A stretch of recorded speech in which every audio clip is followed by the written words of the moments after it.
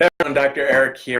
Sorry about a little bit late. I tried to do it on my phone and it wasn't cooperating. So I want to thank everyone, for joining me tonight as we dig into, a topic that we see a lot of kids, struggling with, and that is tonight more on asthma and allergies. So there's going to be quite a bit of content, and I try to hopefully keep this around 20 to 30 minutes on that. So let's get into some of the material and a little bit just about me. I am Dr. Eric Krasinski. I am we focus on pediatrics and family wellness in this office. We see a lot of kids that are struggling with maybe it's chronic immune issues like we're going to talk about tonight, or maybe it is,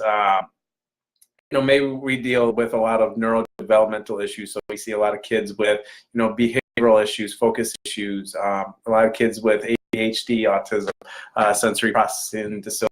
But, tonight is, to focus on, kids that are struggling with allergies and asthma. So getting into, that content. First, I want to just start off with, a very, simple concept of things. And that concept, really starts with that, we don't just simply get sick or ill because, germs are being exposed to us. If that was the case, then everybody would get sick at the same time because, we have those same exposures. So what makes one person get sick or susceptible to germs, versus the other is their susceptibility or their ability to adapt to the stresses that are around them, and that be physical, chemical, or emotional stresses. Now, if that person's body is able to overcome, that stress that they face and then fight it off, we see that, they're the ones that aren't going to, be struggling with, the cold or the flu or, other big health challenges. Now, what we want to do is help our body's ability to adapt, okay, to adapt to our stresses. And that is exactly what we do by helping to stimulate more of what we call the parasympathetic part of our nervous system. It's important for your system or that nervous system to be able to take on that stress that is already on it, but also be able to adapt to more stress that, so you aren't overwhelmed. Or a concept that I'll talk about later is this bucket. So your bucket doesn't get completely full with any little stressor or germ or allergen that you face. So, this concept to really think about is when we talk about, everybody that is exposed to a particular pathogen doesn't get that pathogen. And the reason is that, some people have stronger immune systems and are able to adapt to that pathogen. So essentially what you want is you want your immune system to be as strong as possible.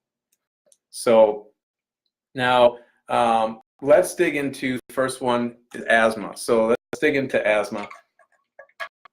Now, asthma is something that is for sure increasing in our kids, and there are some things that are helping to contribute to this. So let's talk about, some of those things.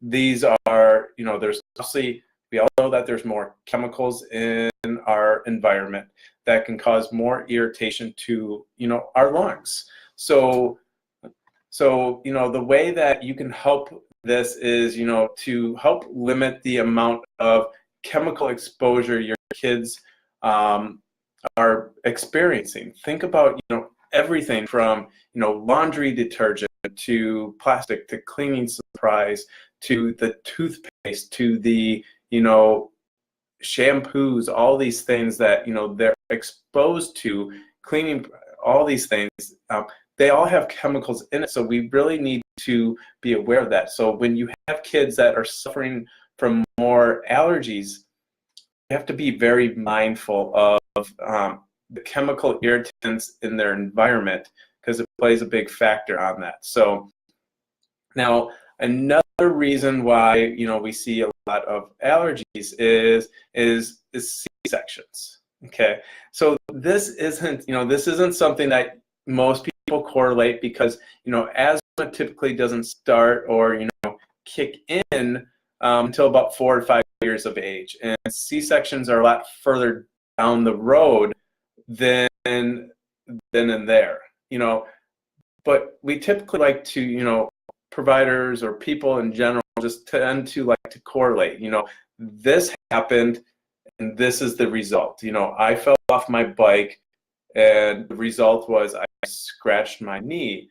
But instead, you know, we have to take into account all those stressors from their life, not just the ones that are immediate to kind of when, you know, they started experiencing this. So C-sections, what we find with that is, you know, babies born this way don't get what I like to call nature's first adjustment. So, you know, as we descend down the birth canal, not only are we taking in particular bacteria from the vaginal canal that help kickstart the flora in our gut, which is very important for the gut health, but, you know, what the second thing that happens during that delivery process is that, you know, we go through this birth canal, there is this compression of our chest cavity. So with what we want to see is that there is this compression of the chest cavity and then this springing out. So what this spring out does is that it actually helps, you know, jumpstart the breathing in a lot of infants. We also find that it helps to propel all that fluid that is built up into the lungs, helps expel all that fluid out in their chest.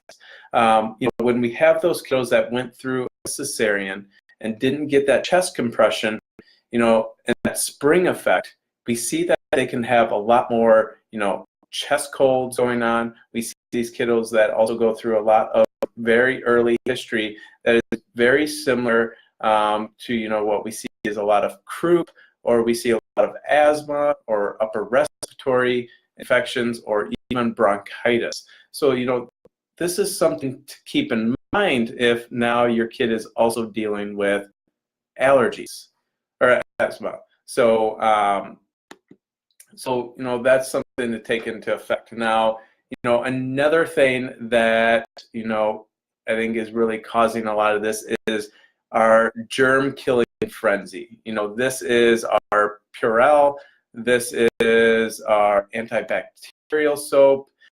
This is a lot of, you know, those things that really aren't beneficial to our immune systems.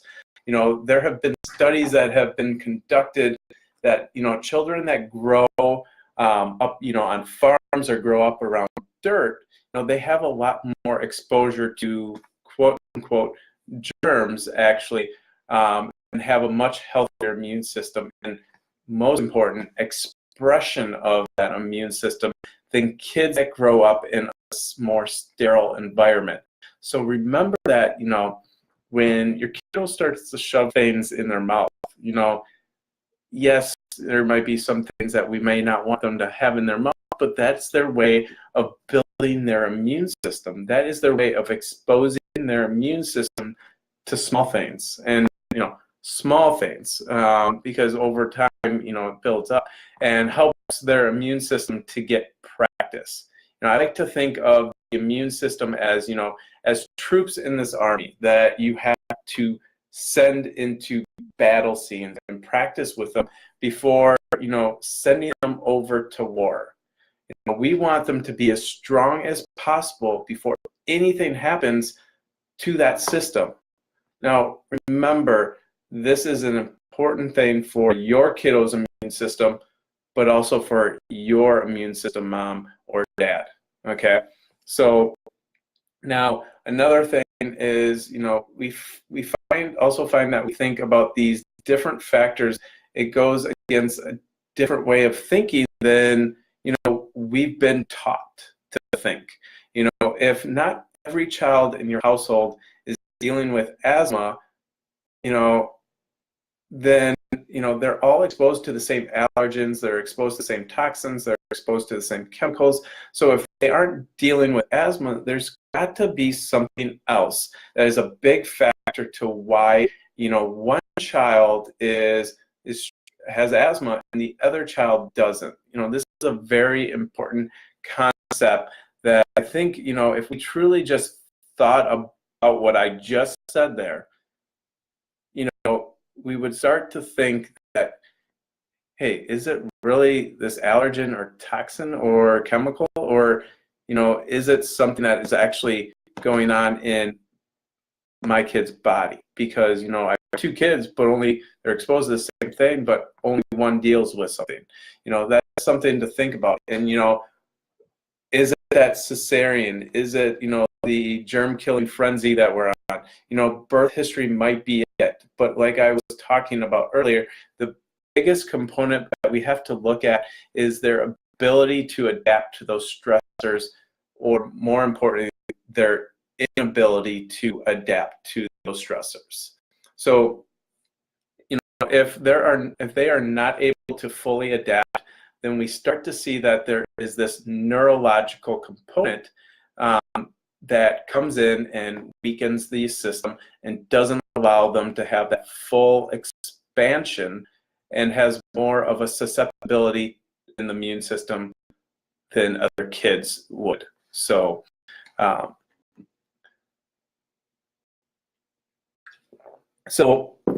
making sure that we're watching those kids that don't have that ability to adapt, and making sure that we're boosting their immune system in all ways possible. Because let me tell you, asthma is scary.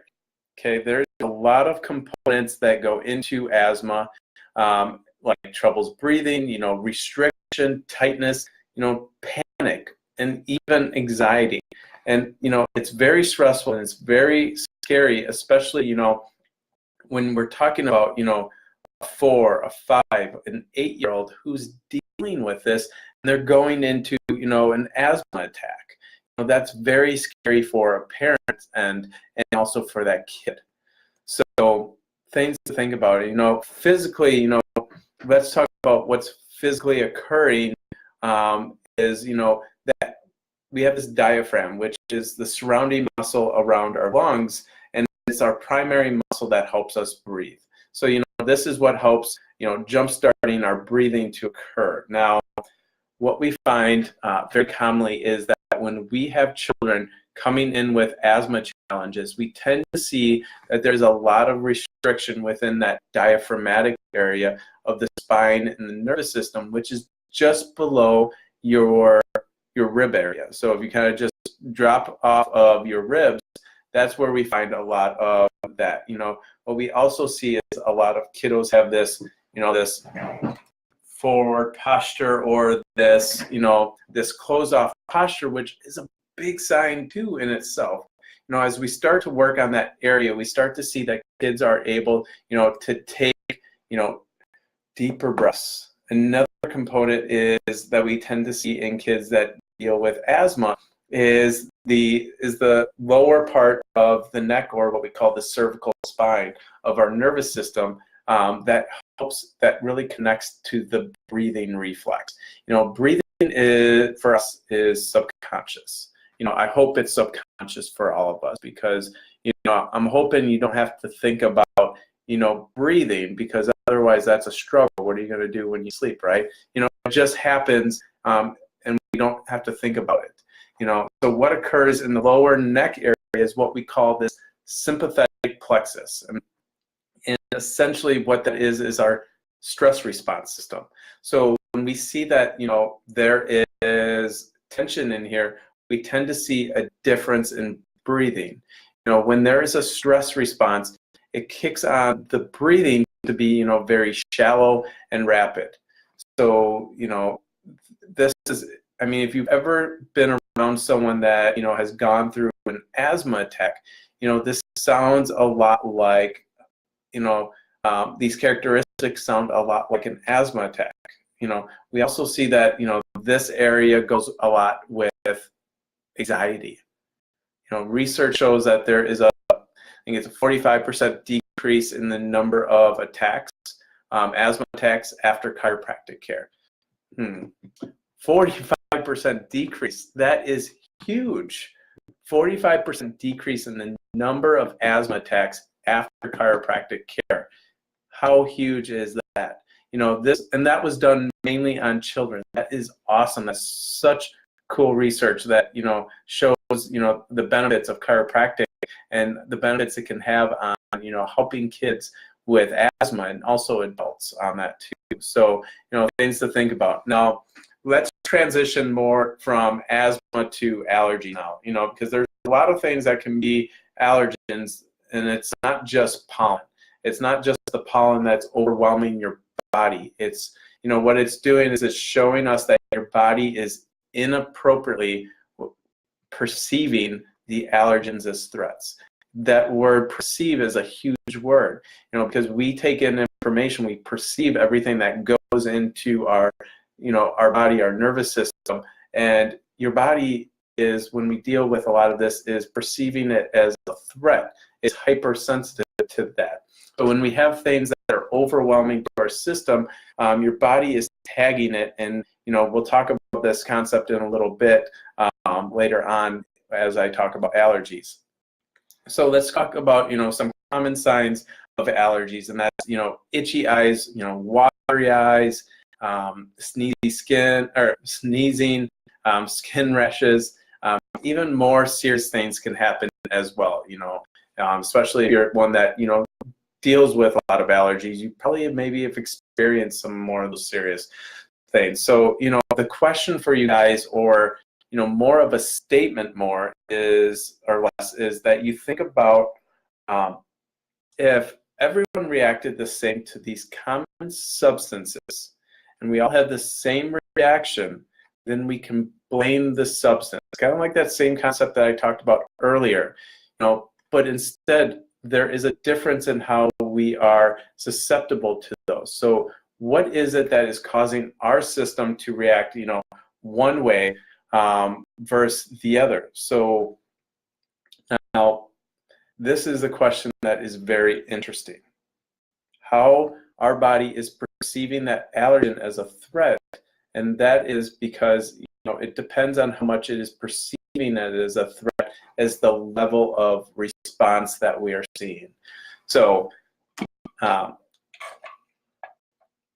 know, if we are seeing it as a threat, and we're talking about a blade of grass as a threat, then, you know, we're probably reacting a little too much, right? And we're looking at it as, you know, a bear is coming at them and we need to run off.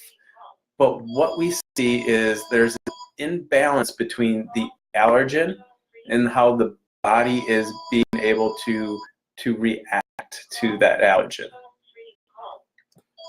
So the reason for that is, you know, because there's two modes of how our immune system work. And, you know, I'll dig into this actually a little bit. When we think about our nervous system, which is, you know, what us chiropractors help to, you know, really address and help calm and relax and help function better, you know, it's important because it controls all other parts of the body. It controls our organs, it controls our glands, and, you know, there's three main systems of our body when we look at it. There is the nervous system, there is the immune system, and then there's the endocrine system. Now, the endocrine system will be, you know, another topic for another day, you know, so we're not going to talk about that, but what we find is that, you know, the nervous system controls these two systems as we go through, and it's not just these two systems, it's every system, but these are the two biggest systems that we talk about. We see that, you know, the immune system is going to be located 70% in our gut. And it's obviously important to promote gut health because of that. You know, like a vaginal birth, they're getting that first dose of bacteria, that first dose of probiotics. Fermented foods is also good. Breastfeeding is phenomenal for, you know, gut health. The other side of the immune system is the 30%, which is going to be the neurological component that is controlled dominantly by the nervous system. So now within the immune component, there's two modes.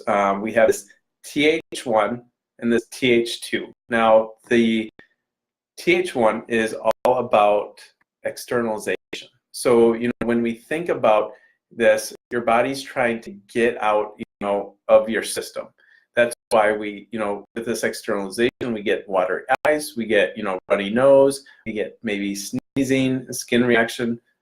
That sounds like, somebody that is struggling with allergies, right? That is exactly what it is doing. Allergies are a Th1 response of our immune system. The other side is the smarter, more calculated side of the immune system. That is more of our parasympathetic side, or our brake pedal part. Typically when we have a very high gas pedal response, we also have a very high chance of Th1 externalization response in the immune system. So, we have a lot of that, the runny nose or the stuffy congestion aspect and that stuff. So, if our nervous system is in more of a rest, relax, calming, calculated, parasympathetic part of the nervous system, then we see that our immune system functions better. Our immune system functions best when we're not stuck into that state of stress, which is the state that our kids are constantly in. They're in that constant state of stress. Now, what I typically, talk about with the balance between the brake pedal and the gas pedal part of the nervous system is the immune response. If we constantly run our gas pedal part of the immune system, then it doesn't function like the way that it should. And the brake pedal is what helps build our proper immune system. So if we're constantly on that gas pedal state, that can become an issue. So now, when we talk about things about this in relation to your kids, very often we see that, a lot of kids with allergies are very often hyperactive. They also deal with hyperactivity, trouble sleeping, bowel issues. So they may even deal with some growth restrictions. And that is more on that sympathetic response and more that Th1 response. When we start seeing a lot of those struggles in kids, we tend to know that they're stuck into a state of stress, that sympathetic response. Essentially, what we are talking about in reference to allergies and chiropractic, we talk about it more from a neurological component, as that nervous system is what controls the immune system. Now, as a chiropractor, what we do is we work to balance out that nervous system, to make sure that we don't have a high gas pedal and therefore a high Th1 response in our system. So a lot of that externalization, and to make sure instead we have a more balance of this brake pedal, gas pedal part of the nervous system. Now that the Th1 response, or that externalization, is, it can be a good thing. So that Th1 response, that externalization, can be a good response when it is properly signaled. But when it is constantly drags on, it is not a good response. If we have an overload of it, then it is when we have, an allergy situation. It's a hypersensitivity. It's a state of stress that is stuck, and the body can't respond properly, and then we get, an allergy situation. So now, one of the things to remember is essentially we all have our own bucket. Remember, I talked about, bucket, and I would bring it up later. Now is, the time I'm going to talk about, our own bucket that we have. And this goes a lot for you parents also, especially you moms, okay? We all have this bucket, and we in this bucket, we put different stresses in the bucket. Be physical, postural stresses, falls, even the birth process for us moms and for our kids, chemical stresses and emotional stresses. All of these stressors are coming at us and into our bucket that we can adapt and cope and handle. Now, everybody's bucket has, this drain at the bottom that slowly but surely trickles out those stressors.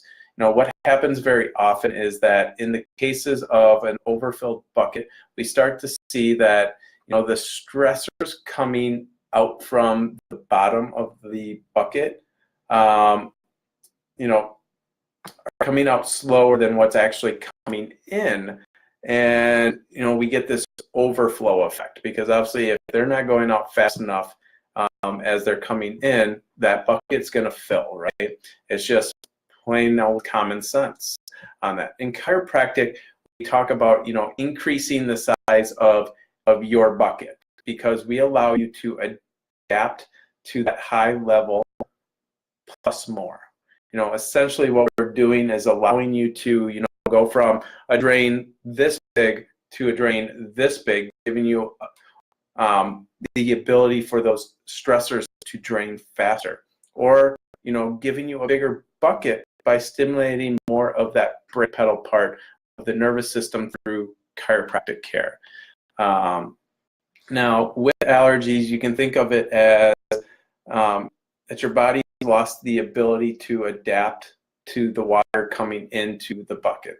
The margin is used up, so instead we have to restore the ability to adapt the allergens by, locating the stress on the nervous system, kicking that nervous system more into a brake pedal part of the nervous system versus the gas pedal, and helping our Th2 response to grow and develop and to bring down that Th1 response. So if our Th1 is down here, then our Th2 response is non-existent. So what we need to do is bring up, that Th2 so we can start lowering that Th1. And it works a lot like a balance or, a teeter-totter. So as we build up this good response, we'll see that hyperactivity of the externalization Th1 response is going to come down. So now getting into, now that we talked about, asthma, we talked about allergies, what are four, here's 4 tips that we can use to kind of boost your immune system, boost your kid's immune system, so that, we can make our system, our nervous system, our immune system less susceptible by making it more adaptable. That is the key. That's the key to, really kicking, asthma and allergy in the butt, and really being healthier is, decreasing our susceptibility to these allergens by making our nervous system and our immune system more able to adapt. It isn't about putting in, something from the outside in. It's about improving that adaptability from within, because our bodies are the best healers. It's just we've lost our way and we need to recover that. So that is exactly, how you stay healthy. And, 4 tips is, vitamins, especially vitamin D. Number 2 is, exercise. Get moving. Body is working better when we move. The plumbing is working better when we move. We are not meant to sit. I'm sitting right now, but our bodies are meant to just move. That's why we have 2 legs. If we weren't meant to move, we weren't given 2 legs then. So get up, moving, exercise is important. Number 3 is eating fruits and vegetables. And number 4, and is the key foundational component to really boosting your immune system, making sure it's working to its best, is chiropractic care. Chiropractic has been shown to decrease hospital visits by 60%. 60, not 6%. 60%. That is huge. Who wouldn't want to go to the hospital less often, right? I'll go to the hospital less if I can get chiropractic care. 50% less hospital days, 62% less outpatient surgeries, and procedures. What? You know, how many times do people get surgeries or procedures when they are dealing with these struggles? You know, 83% less pharmaceutical costs. And this is big because parents nowadays, you know, when it comes to, you know, drugs, pharmaceuticals, you know, they're becoming more aware of the ramifications of it. You know, they want to find, you know, more natural ways to, you know, help with the struggles that they're facing. So if chiropractic care can decrease pharmaceutical costs by 83%, you know, how many medications, you know, are people not having to need because their bodies are able to function better? How awesome is that when we can start, you know, restoring the function back into our body, restoring the function into our nervous system, our immune system, and our body's able to fight things off. It's just amazing how, you know, how strong and how amazing of healers our bodies really are when we start giving back that ability. So, you know, that's all I have for you guys tonight. You know, I hope you enjoyed, you know, this webinar on the immune system and how it works, particularly towards asthma and allergies. As always, if you guys have any questions, please put a message down below in the comment section or call our office. We are always here to help you guys. So please comment below or give our office a call. We would love to be able to help you guys out. Otherwise, have a great night and we'll talk soon.